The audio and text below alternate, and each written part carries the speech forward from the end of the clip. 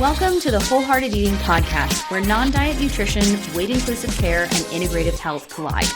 We're your hosts, Dana Montes and Christina Hoyt, licensed integrative clinical nutritionists and body image coaches. And we believe you deserve to have a joyful relationship with food in your body, even if you have a chronic health condition or symptoms that just won't quit. On this show, together and with our guests, we're bringing the real talk, no BS vibe with tangible tools to help you pursue health and wellness without obsession or restriction. Remember our disclaimer, this podcast is meant for general information purposes only and should not be taken as a substitute for medical advice, diagnosis, or treatment. Welcome to part 3 of our discussion on functional medicine, lab testing, and chronic symptom management, as always from a wholehearted eating, non-diet perspective. So in this episode, Christina and I are discussing how when you're dealing with chronic symptoms or labs that are out of range, doctors always place a huge emphasis on removing everything inflammatory, whether that be foods, lifestyle factors, stressors, etc. So you do it, and then you think, well, why aren't I feeling better after removing the food or the quote inflammatory factors? Why aren't I feeling better after trying to remove as many stressors as possible? Is it my fault because I didn't do it perfectly? And this is such a common train of thought that we hear from so many of our clients. So we wanted to address it. And then we're going to talk about what to do about this situation instead from our signature wholehearted eating approach, as of course, with a lot of practicality and action steps for you.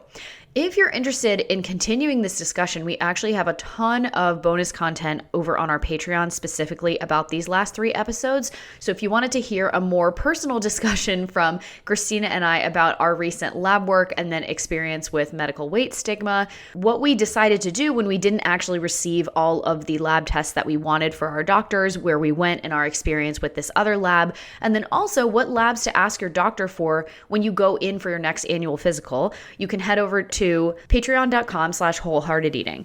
Over there, you can join our community for only $5 a month, and you're going to get, in addition to all the bonus content that I just talked about, which is like multiple video 30 to 40 minute episodes, you're also going to get 7 months of bonus content for only $5. So join the community over at Patreon, and then let's get right into the episode.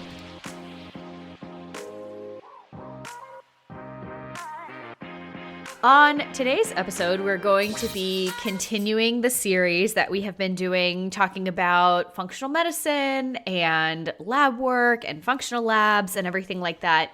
And this is going to be more of a action-oriented type episode. Still very informational, but we're going to give you a lot of different things to think, thoughts to think about and kind of action steps that you can do. So in case you have missed parts 1 or 2, in the first part, we talked about what we're calling kind of the functional medicine pipeline, which is where people will have a lot of different symptoms and then they go to their PCP and then they don't feel super satisfied with what they've gotten. So they do a lot of their own research. They try to go to functional medicine, which is the big dollar bills. And some of that can be really helpful. And then other times it feels like there are a lot of different issues there and there are a lot of different things that aren't being taken into consideration.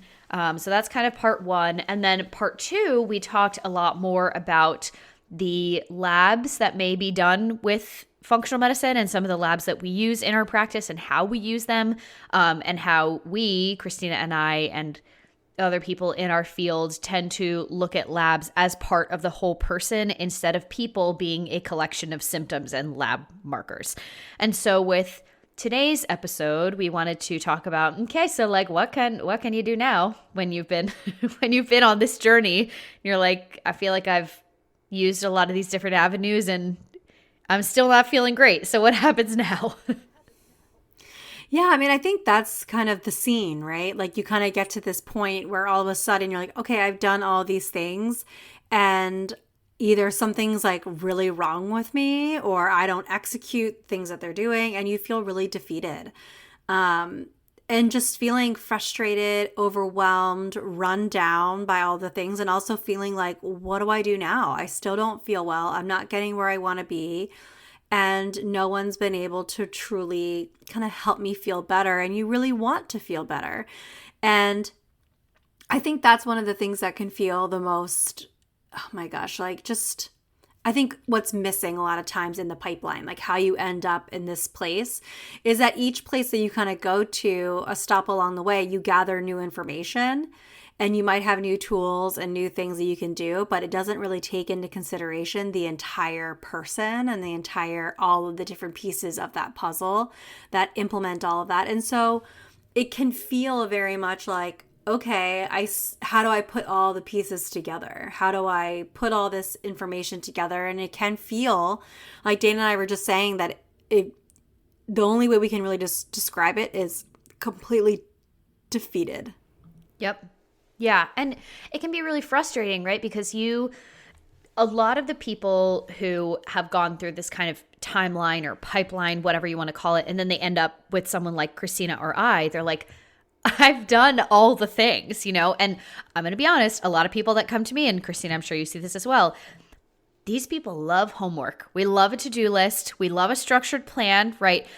A lot of my clients have said to me in the past, like, I love homework. You tell me to do something, I will do it, right? So a lot of the issues that I find, and this is where a lot of kind of shame and guilt and feelings of failure and especially being defeated can come up when you've gone through all these different steps. It's like you've done all the things to the T, or you did at some point, and you're still not feeling better. And unfortunately, a lot of the time, another medical practitioner, and this is not everybody, but just going from what a lot of clients have told us, is like, you kind of leave with this feeling of, from these other practitioners, of I haven't done well enough, and so it's my fault that I continue to have these symptoms, when really that's not the case at all, especially because people are like, give me a to-do list, give me a plan, like I will follow it. But then after a certain point, when you've been following these plans and you've done these supplements and you've shelled out for all these labs and you've done their diet plans and everything like that, and you're still not feeling better, it's like, well, wait a minute. They basically guaranteed to me that if I did all these things and followed it to the letter, I would be feeling better, and I'm not. So is there something wrong with me? Did I not do it right? Like, kind of what's happening? Basically, why aren't I feeling better after doing all of the things that I was told to do, right? Why aren't I feeling better after removing the stressors, removing the foods, removing all of the, things that they call inflammatory factors? And that's really what we wanted to dig into today. Yeah, and I think one of the things too about all of the different puzzle pieces that you're mentioning, all the inflammatory factors that they refer to, and when you remove all of those things and you're kind of like left holding the ball at the end of it, I think one of the things that can come up, I have found, is that we don't know where to begin from there, right? So the next time you go to, like, maybe let's say you're like, okay, well, maybe it was just that doctor, maybe I need to go to a different doctor, maybe I need to go to an acupuncturist, maybe I need to do this, maybe I need to do that. You start going down this road, and then someone gives you a new protocol to do, and you're kind of like, well, I've already done this before and I didn't really get where I wanted to go, so do I really need to do this again? And then we start to feel like, well, now it's put on us, like, well, I didn't do what they told me to do, so maybe it's really my fault, and all of that guilt kind of comes up. But I just want to make it noted right now that regardless of whether or not you followed the protocol to a T because you're a type A person or not, dude, you'd probably still end up here. and that's like the reality, is that very, very infrequently what ends up happening too is that some people, what will happen that I have seen in practice too, is that people will be like, oh, I had amazing results. I had amazing results going to my functional doctor. And then about 3 years later, like, it just all came rushing back, like everything's kind of back again. And so to me, I feel like, kind of similar to like a lot of things in diet culture, if you have to meticulously follow a certain thing, and if you don't, something gets thrown off, it's not you, it's the plan. Because no one's meant to live that meticulously. Like, your body is resilient, it's supposed to be. And also maybe then we need to define what it looks like to live with maybe, chronic fatigue or fibromyalgia or something like that where you feel like it's inhibiting you.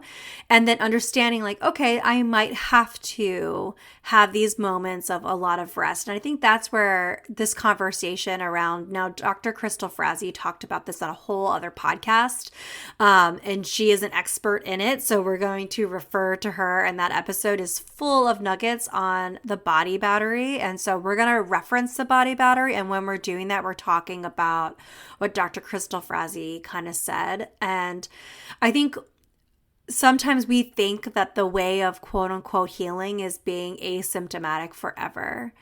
And I think sometimes the reality is no, we have to learn to live with the body that we have and support it, and also adjust to how that looks. And I think a lot of that is, I refer to it often as like kind of like a garden. If we think about our body like a garden, that if the garden gets flooded by torrential downpours, right? Just because the rain stops doesn't mean the garden doesn't need support afterwards. And so I think that's something to kind of think about when you're in this place of feeling kind of defeated, and maybe you've done some stuff and maybe some of the rain has stopped. But that doesn't mean that it doesn't have a torrential downpour every now and again either. And then how do we then manage that? How do we support the garden if it's flooded? And how do we do that? And I think that's one of the things that we really wanted to dive in today, is this idea around recharging our battery, thinking about our body in a kind of like a different way, and how, again, to me, it always goes back to capacity. How do I support my body's capacity? And that's ultimately the battery. How do I support my body's battery? And then if I have been dealt with a lot of different stuff, whether that's external stressors and things like that, or internal stuff that's going on, or like we're going to get into today, is there's not typically one without the other. And so we're going to get into that from that garden perspective. And if your garden has been flooded, how do we then support that garden, heal that garden, and think of it like its own whole ecosystem rather than parts of a whole? Yeah, definitely. And, one of the things that we've been talking about a lot recently, and in some of the books that I've been reading recently, which I now don't like to mention the names of books or anything until I've really finished them, but I got a good feeling about these ones. So I'm sure we'll get there eventually. But one of the concepts that I've been reading more and more about is how we can't separate the mind and the body if we truly want to heal and get to the root cause of things. Because one, the thing that connects them both is the nervous system, right? But a lot of the time when we're looking at even functional medicine, which does go farther, and complementary medicine, which does go farther than, traditional Western medicine, whatever we want to call it, a lot of the time in functional medicine, we're focusing exclusively on the physical factors. Oh, there's something wrong with the gut microbiome. Oh, there are things that we're putting into our body that are, quote, inflammatory. There's all these other things. But then what they're not, I would say, even equipped to be able to deal with, but they don't even really mention at all as a big factor, is like, well, what are the things that led to this dysregulation in the first place, right? What were the seeds that were planted in the garden in your childhood, or what's going on in your brain, what's going on with your stress, your emotions, your trauma, like all of these other things, living in a society that is not really cultivating an environment of healing because of all of the microaggressions that people experience every single day, and that they have been experiencing for generations, right? That's not an environment where you can just easily heal in. So to give an example, and going back to like, why aren't I feeling better after removing all of the things, right? Because that's kind of the gist of what you get in functional medicine. It's like, okay, well, things haven't worked for you from a primary care perspective, or you go and get your, regular labs done. They're like, oh, well, everything's fine. Or like, oh, just remove saturated fats, blah, blah, blah, which like we can go into that another time. But to use an example, it's like, if you're having a lot of gut issues, if you've got an infection or something like that, just taking antibiotics isn't going to fix the problem. Or to use a chronic symptom analogy or chronic health analogy, when you get diagnosed with celiac disease, just removing gluten is not enough to get you back to feeling good, right? Because there's been so much damage. You have to do healing on the other side as well, and adding things in, which, as you all know, is always what we focus on. But going back to the, the gut microbiome and the antibiotics analogy, if you've got like a parasite, you've got H. pylori, you had, gastroparesis, you have gastroenteritis, right? Any of these things that you need to take antibiotics for. By the way, this is not a podcast to ever say, don't take your antibiotics, right? Take them when you are prescribed them. And knowing that we can and we will do the work on the other side to make sure we're building you back up again. Because if you're taking a broad spectrum antibiotic that's just going to knock out all the things that, one, need to be knocked out, but then also can knock out a lot of your beneficial bacteria as well that you need to absorb nutrients and digest things and, all of the things that gut bacteria do, help with your neurotransmitters, your thyroid hormones. You can't just be like, okay, we got the thing out, now we're good. No, it's kind of like scorched earth in there, right? You need to go in with some healing nutrients. You need to assist your digestion. You probably need some probiotics and prebiotics, which, by the way, even doctors are saying now, right? So, you can't just be like, okay, we just lit a fire and now it's all good. Yeah, eventually, if you weren't exposed to anything over the next couple of years, your gut bacteria might be able to repopulate. There might be some plants growing out of the scorched earth, but it would be a lot faster and more efficient if we give it some food, give it some water, give it some sunlight, turn over the soil, all the other things. So this goes back to Christina's analogy of like thinking of the garden as a whole ecosystem and all of the different factors that go into it, instead of just like, well, it's not flooding anymore, so I think we're good. Yeah. And I think that's where a lot of people end up. It's like they get to this point. I actually started talking about this a lot with some clients of mine who just got out of like a master's program or a PhD program or medical school. I mean, intense stress, right? Like so much demand. And like not everyone, just because you didn't go through like an intense schooling experience doesn't mean that you don't have your own version of this. So I'm just using this as an example. But a client came to me and said, well, I'm done with my PhD program and now I'm working. And so why aren't I feeling better? Why am I so damn tired? I'm like, dude, did you take any time to recover from all that? Probably not. You maybe at best took a week off from when you graduated to going back to starting your first day of work because, finances, money, student loans, like all of the things have to be managed and paid off and all the different things, right?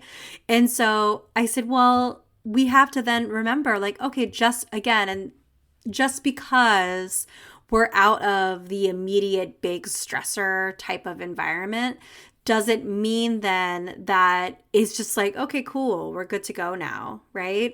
Again, like what Dana's saying about thinking about it like an ecosystem, we can't expect ourselves to be able to our bodies are resilient, but they're not that resilient. But they have a long you know memory. What I mean? Like they have a very long memory. Yeah. And being able to support it, right? And thinking about that way. And I think a lot of times, one of the major takeaways from this idea of the garden is I think people can be hyper fixated on feeding the garden. And I think that's what happens in the functional medicine. They think about like, how are we nourishing it? How are we fertilizing it? And it becomes like hyper focused on that. But we have to think about the sunlight. We have to think about the soil. We have to think about how all the different plants kind of interact together. Does this plant help populate that plant that would then help grow this one? And then if we introduce this butterfly to this, this environment, or if this plant really attracts bees, what that does for the rest of the garden and how that then implements it from there and how they all interact together. When you start thinking of the body that way, you can think of, okay, what am I doing from a mind perspective? What's going on? What's going on in my nervous system? What kind of trauma have I experienced that I need to recover from or get support from, process through, whatever? And how is that impacting the way that my garden is growing and functioning?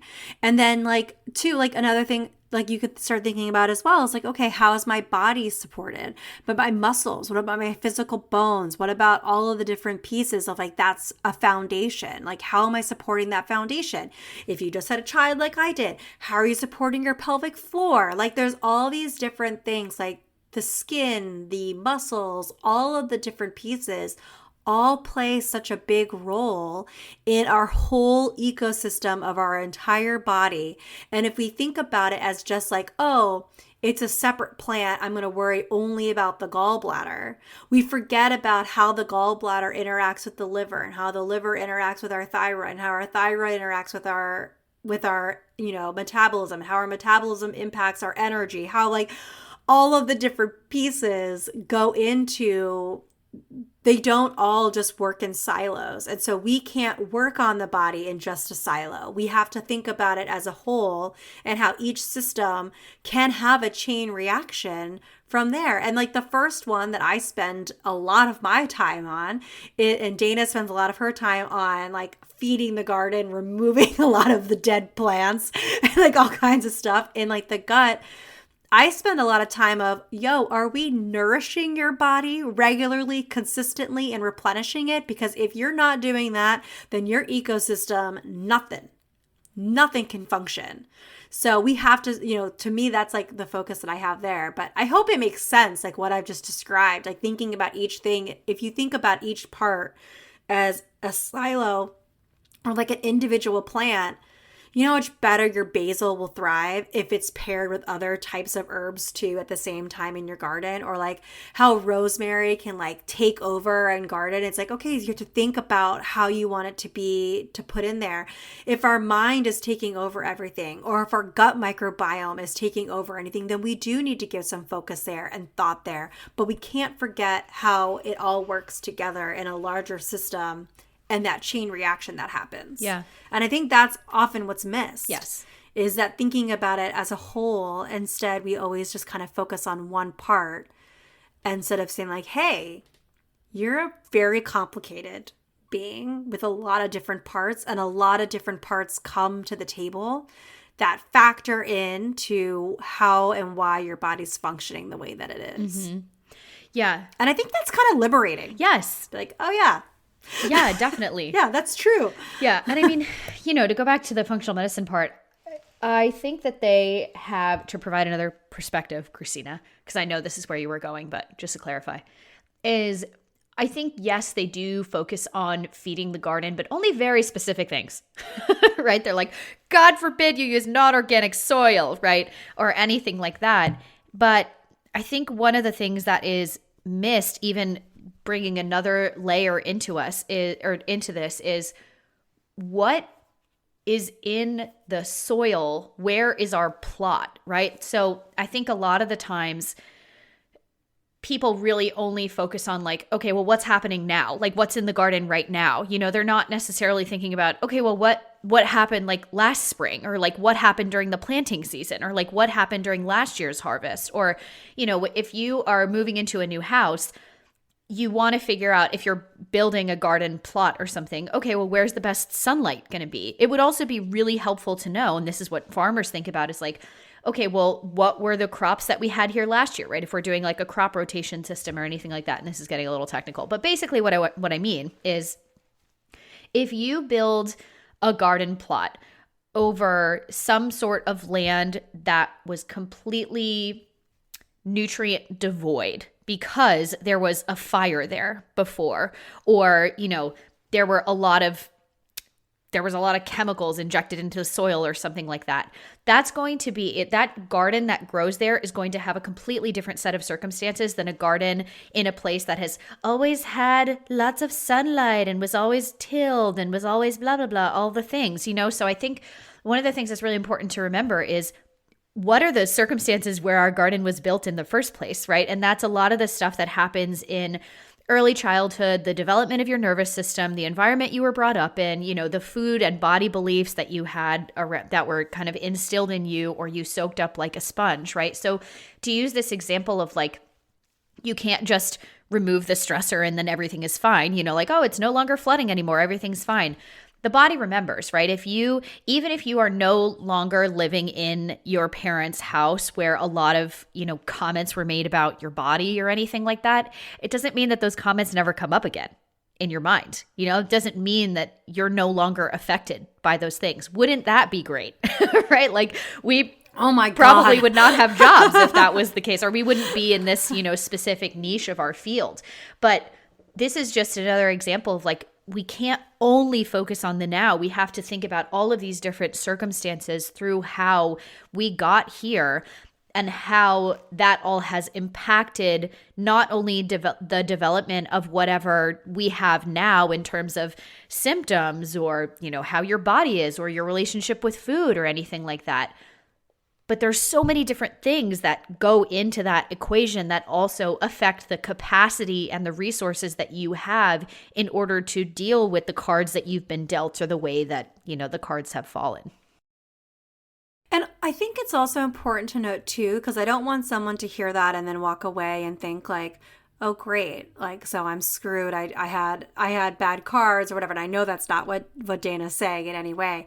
But I want to make it clear for you to hear that one, that's not the case. And two, your garden is beautiful because it's yours. And we can support your unique garden. And that's ultimately the point here. The whole point isn't that there's something wrong with your garden. It's about how do I help my garden flourish to the best of its capacity? And how can I do that and support it and understand like, yeah, you know, sometimes I do have to put a cover over some of those flowers because they can get a little whatever. Or I'm very populated with squirrels and I like to dig into it and put peanuts in my in my plants. Like, and like the different types of things, like maybe sometimes that's putting a barrier between you and external factors, and that's a really important piece to remember. But that doesn't mean that there's anything wrong with your garden. There's nothing wrong with your body. Your body is incredible. What we're exploring here and encouraging you to do is exactly that, to look at your body as something that's unique and that it needs to be supported in its own unique ways. And when we go to a functional doctor, and yes, it can feel highly personalized, it's a little less personalized than we think, than we're led to believe, because there are certain types of protocols that happen and things like that. But I think it's important to remember, like, yeah, I can take the pieces that are supportive that I learned from there. You know, like maybe I did learn that I have, you know, a high intolerance to gluten, or I did get diagnosed with celiac disease because I saw a functional doctor and I was able to get to this point of learning that. And maybe I do have to remove certain things. But then I also can say at the same time, great, I learned that. Now I can come back and say, hey, I can take care of my garden and all the different pieces that impact it in another very unique way, and thinking about all the different systems at play. Okay, it's not just about removing the food. It's about healing that environment that happened. How do I then tend to that garden? Like, hey, that part of the garden is looking wilted. How can I give it some nourishment? What nutrients does it need? Does it need something here? Does it need more sunlight? Is that what's happening? Can I support that with a grow light there? Or like, can I uproot it and move it to a different part of the garden so that it can get more light? And it, you know, it was planted in a place that needed a little bit more support. How do I then work on that? And I think when you think about it from that perspective, you can say like, okay, my gut is this one part. And yeah, it's a really important part. But so is the connection that my mind has, my feelings that I have, the things that I've experienced. How can I support that too? How can I work on those things? How can I read about how to support that? How can I think about my body from like a skeletal standpoint? What can I do to support that from that standpoint? What can I do to, if I'm feeling fatigued, what can I do to give myself restorative rest? How can I recharge my body's battery to increase the capacity to have the space to do the tending that needs to be done to support that part of your ecosystem? Mm-hmm. I don't know if that makes any sense. Yeah, I mean, it's kind of like, you know, if you, let's use like tomatoes for an example.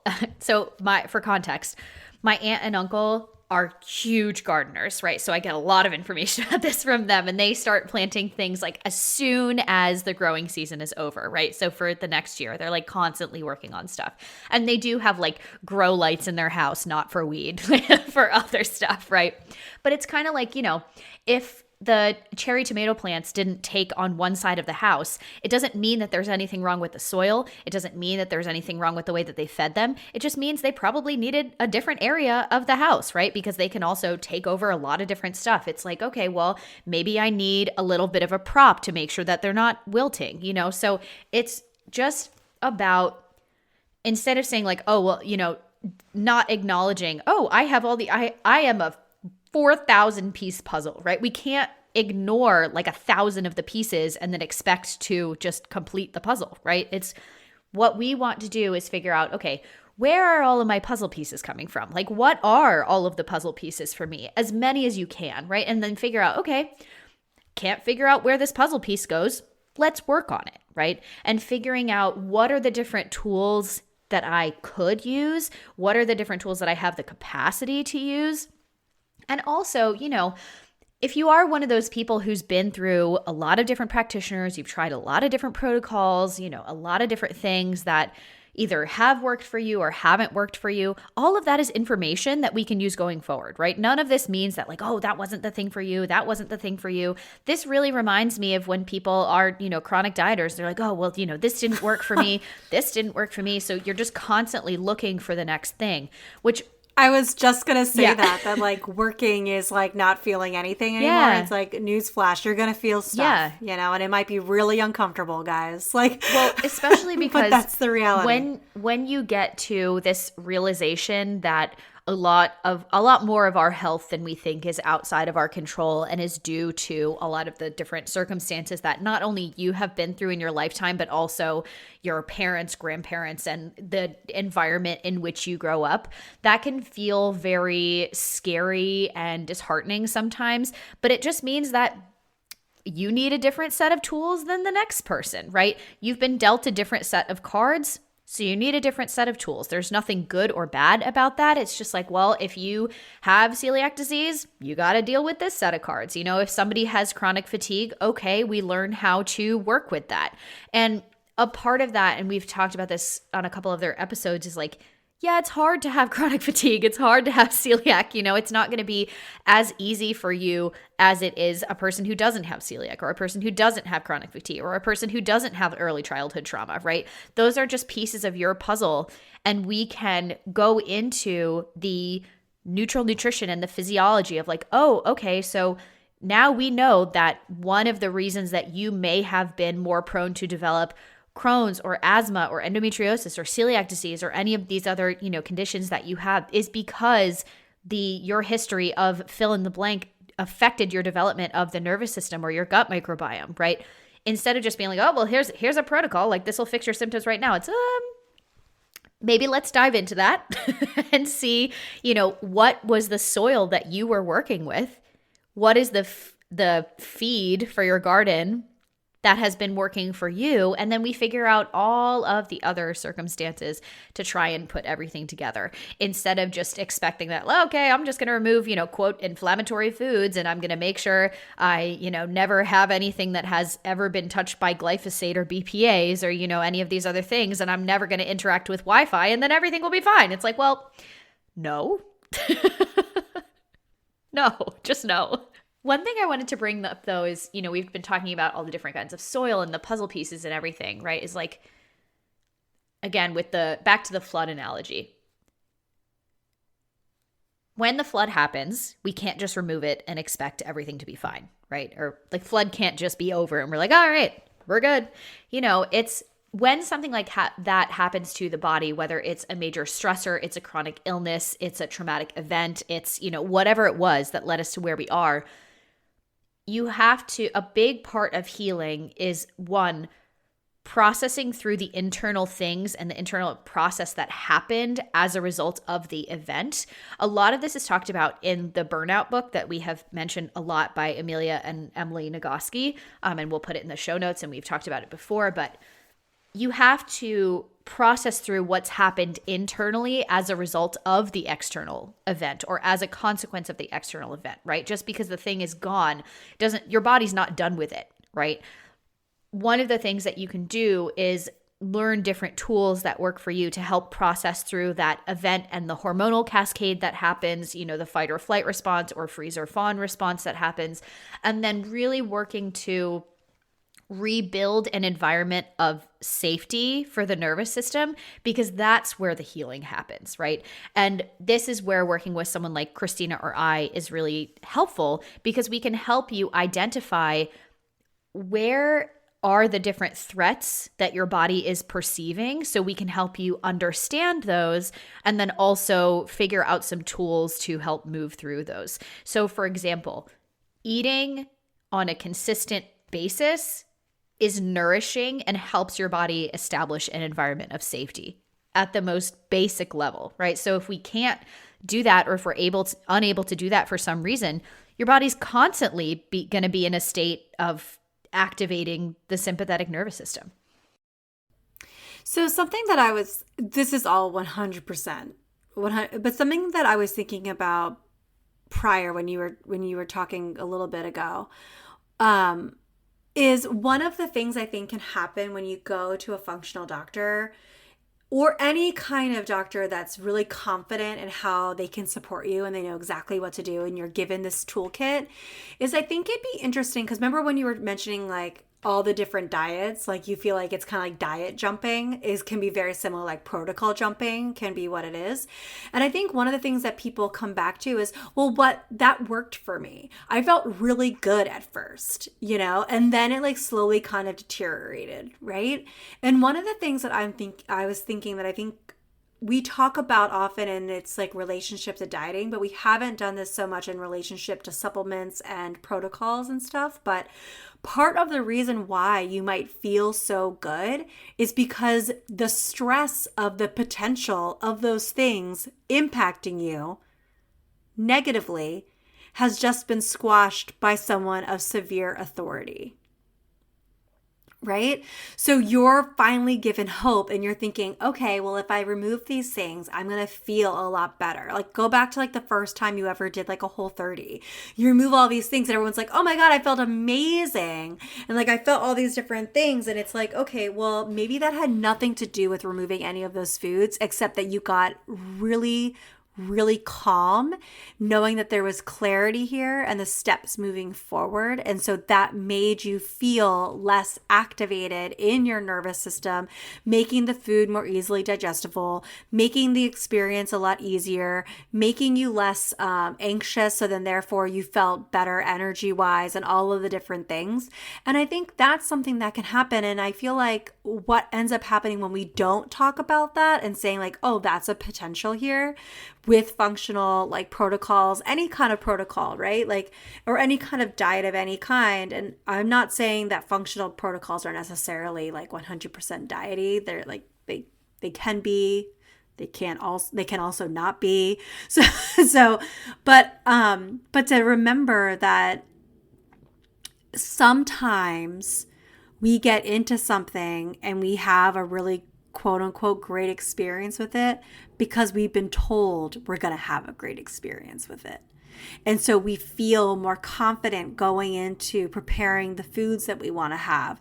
But then what ends up happening is it slowly kind of digresses. And then we think it's because I'm not doing it as well as I once was before. And now it's my fault because I'm not following the protocol or the diet as well as I was before. And so the lines become murky. And so we feel less confident in our body, less trust in our body to be able to handle it. And then that creates an experience and like an internal tension that can create an environment where maybe things aren't feeling as good anymore. And I think sometimes we get caught up in well, if I do it all perfectly, I can have that again, but we forget that maybe it had nothing to do with the food at all. That it had to do about the experience around the food that made us feel a certain way. Mm-hmm. Just food for thought. Just food for thought.